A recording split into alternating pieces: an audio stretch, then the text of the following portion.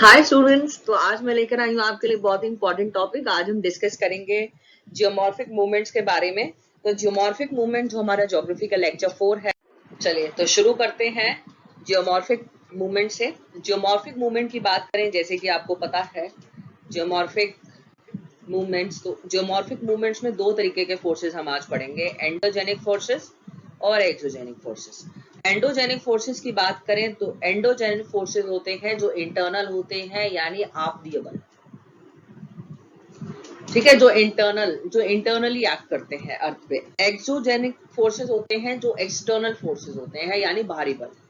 ठीक है, so it says earth crust and its surface, they are constantly evolving, changing due to various process that includes your endogenic as well as above the surface, which is known as exogenic forces. So these forces cause physical and chemical damage, यानी ये जो forces हैं ये physical और chemical changes लेकर आते हैं geomorphic structure में on the earth surface। और some of these changes they are imperceptibly slow, यानी कि कुछ चेंजेस ऐसे हैं जो बहुत ही स्लो हैं, जो हम आई से नहीं देख सकते। जैसे वेदरिंग और फोल्डिंग की बात करें, अब अगर मैं बोलूं कि अगर मान लीजिए खांके डोम की बात करें या बुंदेलखंड प्लाटियो की बात करें, छोटा नागपुर प्लाटियो की बात करें, और वहां पर मैं ये बोलूं कि मैं तो वेदरिंग अपनी आंखों से नहीं देख पा रही, तो वो वेदरिंग वो क्या है, it's a very slow process. हम उसको वो नोटिसेबल 20-25 साल बाद नोटिसेबल होगा। ऐसे चेंजेस बहुत स्लो होते हैं, रैपिड चेंजेस होते हैं जो इजीली हम देख सकें। That is very very eye catching. Some others are gradual. Gradual मतलब जैसे इरोजन। अब मान लीजिए कोई रिवर है, रिवर जब पहाड़ों से उतरकर जमीन पर आती है तो वो क्या करती है, पहाड़ों को काट कर आती है। तो वैली हो गया, वी शेप वैलीज हो गई, इनको हम ग्रेजुअल प्रोसेस भी बोल सकते हैं, although they are slow but yes it is gradual. And the remaining they are quite sudden, और कुछ होते हैं सडन फोर्सेस, यानी एकदम से spontaneous. For example earthquake, volcanic eruptions etcetera, इनको हम पढ़ेंगे इन डिटेल में अपने आने वाले लेक्चर्स में। अब हम कुछ टर्मिनोलॉजीज को डिटेल में पढ़ते हैं। जियोमॉर्फिक, जियोमॉर्फिक का मतलब क्या है, ये लैंडस्केप से रिलेटेड है और अदर नेचुरल फीचर्स से रिलेटेड है अर्थ सरफेस के। जियोमॉर्फिक एजेंट्स की बात करें तो मोबाइल मीडियम। मोबाइल मीडियम का मतलब क्या होता है बच्चों, यानी जो चीज मोबाइल है, जो एक जगह पर टिकी हुई नहीं है, जो स्थिर नहीं है, जो चल रही है, यानी डायनामिक है। जैसे for example running water, moving ice, glaciers, wind, waves, currents, जो कि रिमूव करती है, ट्रांसपोर्ट करते हैं अर्थ मटेरियल को। इनके बारे में, जियोमॉर्फिक लैंडफॉर्म्स के बारे में हम आने वाली लेक्चर सीरीज में आपको इन डिटेल में पढ़ाएंगे। फिर हम बात करेंगे जियोमॉर्फिक प्रोसेस की। What are the important geomorphic process? कुछ फिजिकल और केमिकल प्रोसेस होते हैं जो सरफेस पे देखे जाते हैं, जैसे कि folding, faulting, weathering, erosion, mass wasting, और ये सब एंडोजेनिक और एक्सोजेनिक फोर्सेस का पार्ट है। अब मैं बात करती हूँ जियोमॉर्फिक मूवमेंट्स की। जियोमॉर्फिक मूवमेंट में there are many physical and chemical modifications that take place on earth surface because of these geomorphic process। जैसे अभी हमने पढ़े थे, हमने एंडोजेनिक और एक्सोजेनिक प्रोसेस के बारे में पढ़ा है। अब ये आपके सामने फ्लो चार्ट है। अर्थ मूवमेंट कितने टाइप की है, मेजरली दो ब्रॉड कैटेगरी में बांटा है, एंडोजेनिक और दूसरा है एक्सोजेनेटिक। एंडोजेनेटिक में डायस्ट्रोपिज्म आता है और सडन मूवमेंट आती है। डायस्ट्रोपिज्म में कॉन्टिनेंट फॉर्मिंग है और माउंटेन फॉर्मिंग है। माउंटेन फॉर्मिंग की बात करें तो उसमें टेंशन और कंप्रेशनल फोर्सेस आते हैं। अपैरोजेनिक और कॉन्टिनेंटल फॉर्मिंग के अंदर अपवर्ड और डाउनवर्ड मूवमेंट करते हैं। अब सडन मूवमेंट की बात करें, यानी अर्थक्वेक, ज्वालामुखी, वॉल्केनिक यानी ज्वालामुखी, और अर्थक्वेक मतलब भूकंप, तो ये क्या है, सडन मूवमेंट है, यानी साइमल्टेनियस मूवमेंट है। वेदरिंग की बात करें तो इसमें फिजिकल वेदरिंग, केमिकल वेदरिंग और बायोलॉजिकल वेदरिंग। इरोजन की बात करें तो उसमें आइस, रिवर वाटर, सी, विंड, अंडरग्राउंड वाटर, ये सब इरोजन का पार्ट है।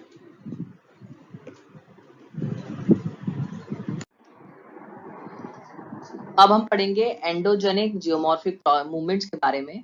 So the large scale movement, यानी कि जो लार्ज स्केल मूवमेंट है वो होती है अर्थ क्रस्ट पे और अर्थ सरफेस पे, जिसकी वजह से फोर्स नीचे की तरफ आता है और ये अर्थ सरफेस के नीचे देखी जाती है, जिसको हम एंडोजेनिक जियोमॉर्फिक प्रोसेस के नाम से जानते हैं। और ये जो जियोमॉर्फिक प्रोसेस है, ये these are driven by forces emanating from the deep below the earth surface, यानी कि ये जो फोर्सेस हैं ये नीचे से बाहर की तरफ आते हैं, जिनको हम एंडोजेनिक यानी कि जिनको हम एंडोजेनिक जियोमॉर्फिक प्रोसेस बोलते हैं। फोल्डिंग और फॉल्टिंग, यानी इसके अंदर हम बात करेंगे फोल्डिंग और फॉल्टिंग की। फोर्स बिहाइंड एंडोजेनिक, एंडोजेनिक का मतलब होता है इंटरनल, यानी कि जो अंदरिय, यानी जो आपदीय बल है जो अंदर से आते हैं, जैसे कि earth interior heat. Internal heat is a result of mainly radioactive decay, यानी 50% of the earth internal heat and gravitation causes pressure gradient. Differences in temperature and pressure among layers of earth give rise to density difference, यानी कि temperature में difference और pressure में difference से क्या होता है, लेयर्स बनती चली जाती हैं अर्थ पे, और इससे क्या होगा, डेंसिटी बनती चली जाती। जैसे कि अगर आपको पता होगा जो कोर है वो सबसे डेंस है तो इसलिए सबसे नीचे है, मेंटल कम डेंस है और क्रस्ट सबसे हल्का है तो इसलिए सबसे ऊपर क्रस्ट है। ठीक है, तो ये इनको हम बोलते हैं डेंसिटी डिफरेंस, और जिसकी वजह से कन्वेंशनल करंट्स होते हैं। कन्वेंशनल करंट कहाँ पर मिलते हैं, मेंटल में होते हैं, जिसकी वजह से जो हमारी लिथोस्फेरिक प्लेट्स हैं, यानी जिन प्लेट्स पर कॉन्टिनेंट्स हैं या वो क्रस्ट और अपर मेंटल प्लेट्स हैं, और इन लिथोस्फेरिक प्लेट्स की मूवमेंट की वजह से which is the cause behind endogenic movement, यानी कि यही लिथोस्फेरिक प्लेट्स और टेक्टोनिक प्लेट्स जो है वो कॉज है, एक मेजर कॉज है एंडोजेनिक मूवमेंट का। अर्थ रोटेशन की बात करें और क्रॉलिस इफेक्ट की बात करें तो ये कन्वेंशन करंट्स को इफेक्ट कर सकती हैं। The destination of convention current, यानी कि जो डेस्टिनेशन है कन्वेंशन करंट का, उससे हमें नेचर और लोकेशन पता चलती है एंडोजेनिक मूवमेंट्स की। अब हम बात करेंगे क्लासिफिकेशन ऑफ एंडोजेनिक मूवमेंट्स, यानी कि हम एंडोजेनिक मूवमेंट को कैसे क्लासिफाई कर सकते हैं। इसको हम डिवाइड करेंगे दो पार्ट में, डायस्ट्रोपिज्म और सडन मूवमेंट। डायस्ट्रोपिज्म की बात करें तो इसको हम अर्थ क्रस्ट में डिफॉर्मेशन, डिफॉर्मेशन का मतलब क्या होता है बच्चों, मॉडिफिकेशन, यानी कि डिफॉर्मेशन मतलब जो फॉर्म थी ऑलरेडी उसको डीमॉडिफाई कर दिया, यानी कि वो मॉडिफाई हो गई, अलग बन गई, ऑल्ट्रेशन हो गया। ठीक है, तो इसको हम बोलते हैं डायस्ट्रोपिज्म। डायस्ट्रोपिक मूवमेंट की बात करें तो ये ग्रेजुअल होती है, एकदम से होती है, और ये लगभग थाउजेंड्स ऑफ ईयर्स यानी हजारों साल तक चलती रहती है। अब हम बात करते हैं दूसरे साइड पे जो सडन मूवमेंट होती है, जैसे कि अर्थक्वेक और वोल्केनिक इरप्शंस, ये बहुत छोटे टाइम पीरियड के लिए होती हैं। डायस्ट्रोपिक मूवमेंट की बात करें तो इसको आगे क्लासिफाई किया हुआ है एपिरोजेनिक मूवमेंट। अगर आपको इसको देखना हो तो मैंने स्टार्टिंग में टेबल फॉर्म दिखाई थी, टेबुलेटेड फॉर्म में एक टेबल है, आप देख लेना, उसके अंदर हमने फ्लो चार्ट में दिखाया गया सारे क्लासिफिकेशन। एपेरोजेनिक मूवमेंट्स यानी continent forming, subsidence, upliftment. Orogenic movement यानी माउंटेन बिल्डिंग, फोल्डिंग और फॉल्ट। अब हम बात करेंगे डायस्ट्रोपिज्म। डायस्ट्रोपिज्म का मतलब क्या है, earth crust, deformation of the earth crust due to diastrophic movement, deforming movement such as folding, faulting, wrapping, bending or twisting of the large area and fracturing. All the process that move, elevate or build up portion of earth crust come under diastrophism, यानी कि जितने भी process हैं ये सब आते हैं डायस्ट्रोपिज्म के अंदर। इसके अंदर सबसे पहले हम बात करेंगे ऑरोजेनिक। बच्चों ऑरोजेनिक का मतलब क्या होता है, माउंटेन बिल्डिंग, यानी कि जहां पर पहाड़ बनते हैं उनको हम बोलते हैं ऑरोजेनिक प्रोसेस। जो बनते हैं फोल्डिंग से, जिसके अंदर क्रस्ट एक इंपॉर्टेंट पार्ट है और ये लॉन्ग और नैरो बेल्ट को इफेक्ट करती है। अपेरोजेनिक प्रोसेस को की बात करें तो इसके अंदर अपलिफ्टमेंट और रैपिंग आती है अर्थ क्रस्ट की, जिसको हम सिंपल डिफॉर्मेशन बोलते हैं। एप्यूरोजेनिक और कॉन्टिनेंट फॉर्मिंग मूवमेंट की बात करें, एप्यूरोजेनिक और कॉन्टिनेंट मूवमेंट का मतलब होता है radial movement. Their direction may be towards subsidence or away uplift from the center, यानी उनकी जो डायरेक्शन होती है सबसिडेंस के थ्रू होती है और अपलिफ्टमेंट के थ्रू होती है। इंडिया की बात करें, race beaches occur at several places, यानी कि जो बीचेस हैं वो अलग अलग जगह पर देखे जाते हैं, काथियावाड़, नलौर, तिरुवल्ली कोस्ट, जो अपलिफ्टमेंट की वजह से देखे गए हैं।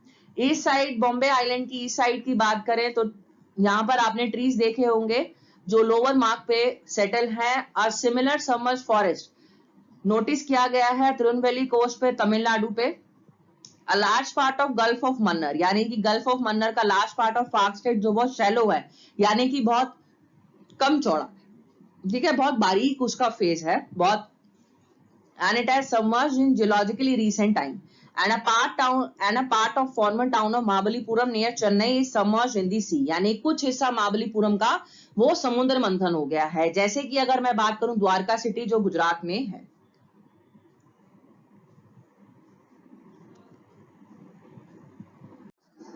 अब हम बात करते हैं ऑरोजेनिक मूवमेंट। ऑरोजेनिक का मतलब होता है माउंटेन फॉर्मिंग। अब हम बात करते हैं in contrast to epeirogenic movement, the orogenic movement is more complicated deformation of earth crust. It is associated with crustal thickening, यानी कि ये क्रिस्टल थिकनिंग से एफिलिएटेड है जो कि टेक्टोनिक प्लेट की कन्वर्जन से बनता है। अगर प्लेट कन्वर्जेंस की बात करें तो ओरोजेनिक बेल्ट्स जो है ये इनका एक सबसे इंपॉर्टेंट फीचर क्या है, ये फोल्डिंग और फॉल्टिंग लेयर्स ऑफ रॉक से एसोसिएटेड है, और जब मैग्मा बाहर आता है और वोल्केनो से पहाड़ बनते हैं। और ऑर्गेनिक और माउंटेन फॉर्मिंग मूवमेंट की बात करें तो ये टेंजेंटली और सरफेस पे लोकेटेड है। टेंशन प्रोड्यूसेस फिशर्स, यानी कि टेंशन फिशर प्रोड्यूस कर रही हैं, compression प्रोड्यूस कर रही हैं, because this type of force acts towards a point from two or more direction. Sudden movement, sudden geomorphic movement occur mostly at the lithospheric plate margin, यानी कि एक जो सडन जियोमॉर्फिक मूवमेंट होती है वो लिथोस्फेरिक प्लेट मार्जिन पे देखी गई है। प्लेट मार्जिन जो है वो हाईली अनस्टेबल होते हैं। अनस्टेबल का मतलब क्या है, यहाँ पर डायनामिज्म देखा गया है, यानी कि डायनामिक एक्टिविटीज जिससे प्रेशर क्रिएट होता है और पुशिंग और पुलिंग मैग्मा से क्या होता है, कन्वेंशन करंट फॉर्म होते हैं। These movement cause considerable deformation over short period, यानी छोटे समय में यहाँ पर डिफॉर्मेशन स्टार्ट हो जाता है। अब हम बात करेंगे अर्थक्वेक की। अर्थक्वेक क्या है? अर्थक्वेक एक सडन सप्रेस एक्यूमुलेटिव स्ट्रेस है जब वो बाहर की तरफ आता है और अर्थ इंटीरियर में फॉल्टिंग देखी जाती है, फिजिकल चेंजेस देखे जाते हैं, वीक जोन्स पे देखा जाता है in the form of kinetic energy, इसको हम बोलते हैं अर्थक्वेक। और ये जो मूवमेंट है ये कब रिजल्ट होती है, अपलिफ्टमेंट और सब्सिडेंस कोस्टल कोर्स में। कुछ एग्जांपल्स देखे गए हैं जैसे कि Chile earthquake, New Zealand earthquake, Japan earthquake. Earthquake से क्या होता है, हाइट चेंज हो जाती है, रिवर कोर्सेज चेंज हो जाते हैं, shoreland glacial surges, landslide, soil creep.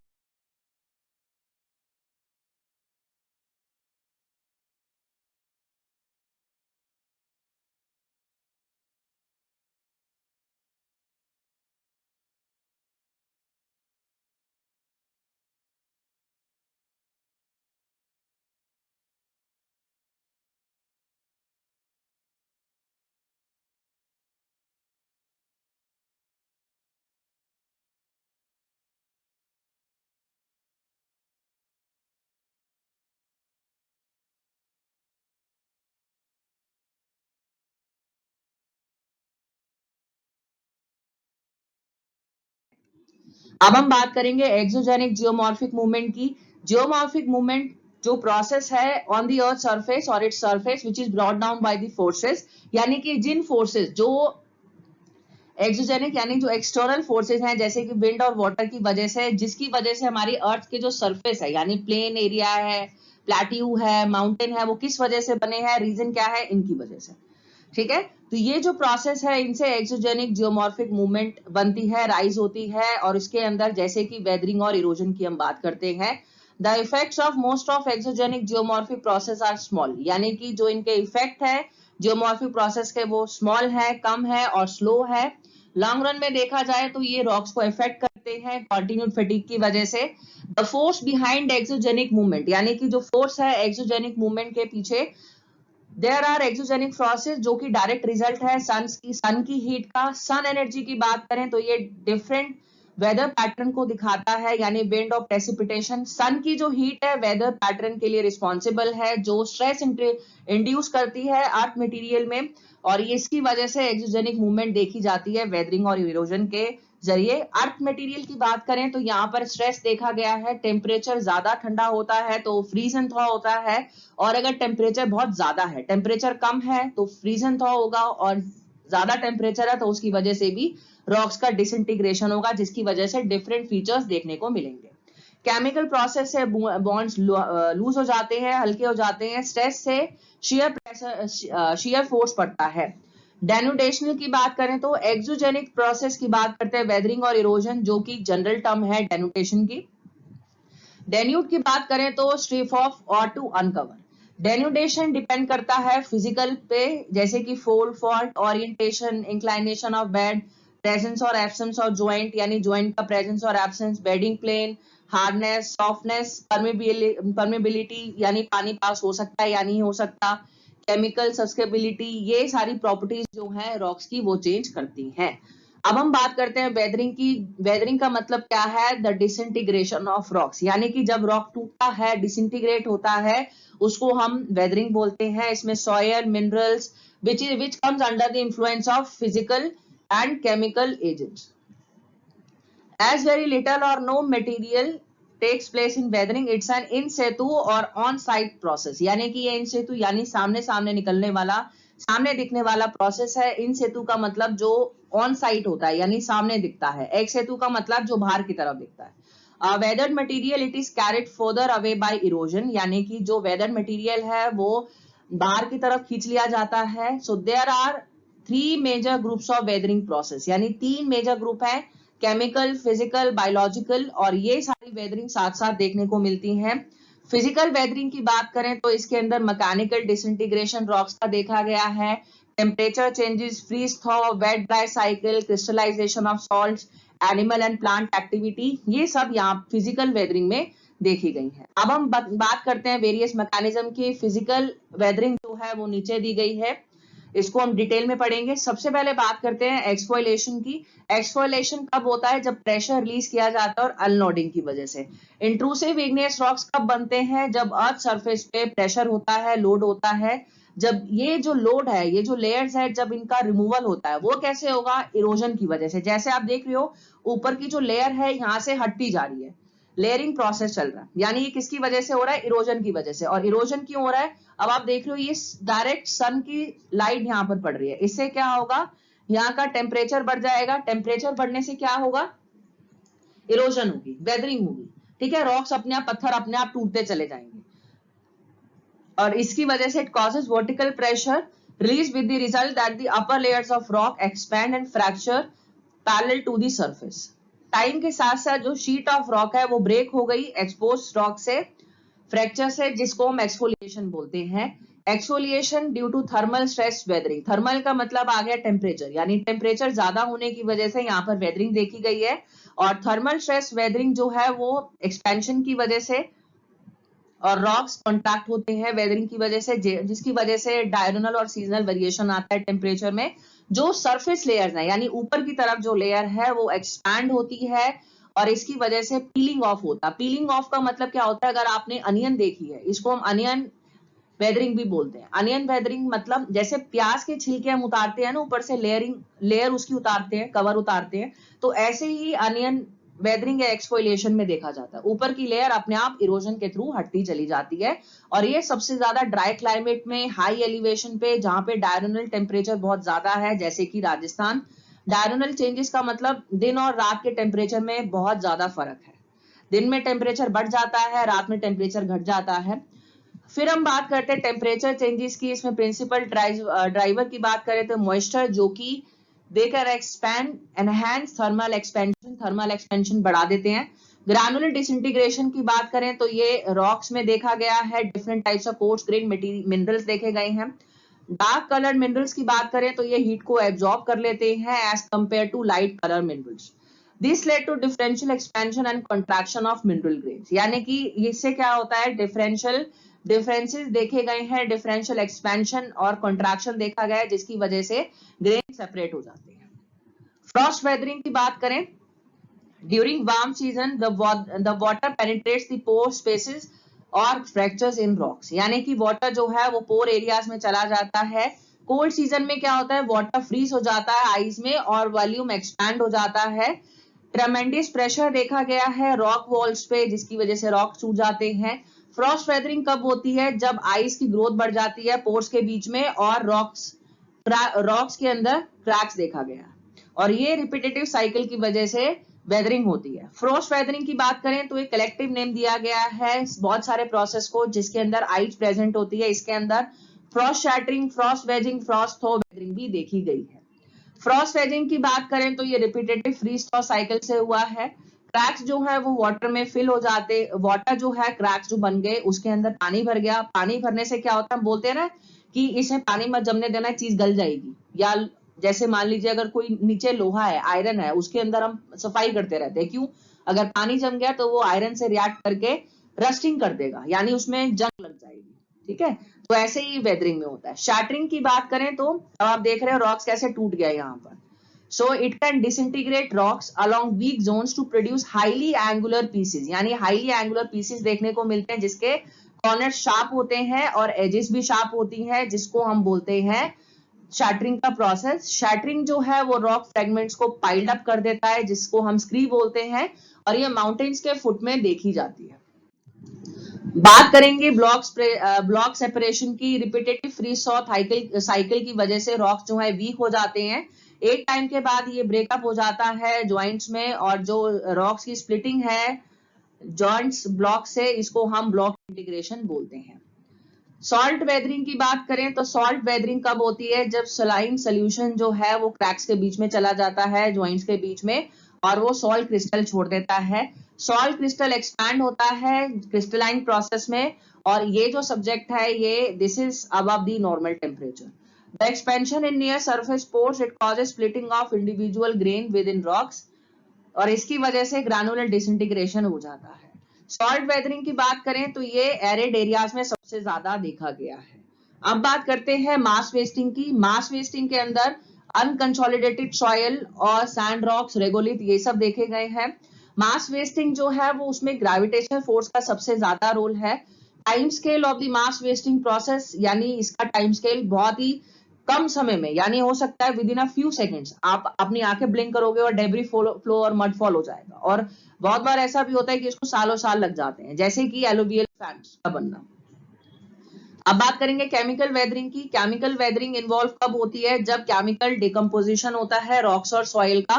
Chemical weathering process के अंदर dissolution, solution, carbonation, hydration, oxidation, reduction, ये सब इसमें ऑलरेडी होते हैं जो रॉक्स को डिकम्पोज, डिसॉल्व और रिड्यूस करने में मदद करते हैं।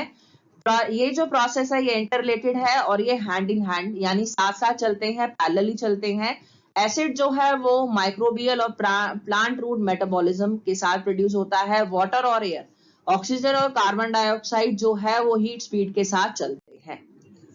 केमिकल वेदरिंग की बात करें तो इसमें नेचुरल डेसोल्यूशन जो एक प्रोसेस है जो गैसियस, लिक्विड और सॉलिड फेस में डिसॉल्व हो जाता है।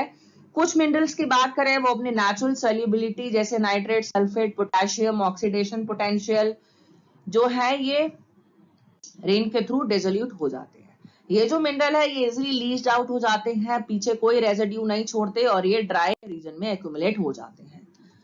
सोल्यूशन वेदरिंग की बात करें, solution weathering occurs when the solvent is an acidic solution, यानी कि जो सॉल्वेंट है वो एक एसिडिक सोल्यूशन है रादर देन सिंपल वाटर।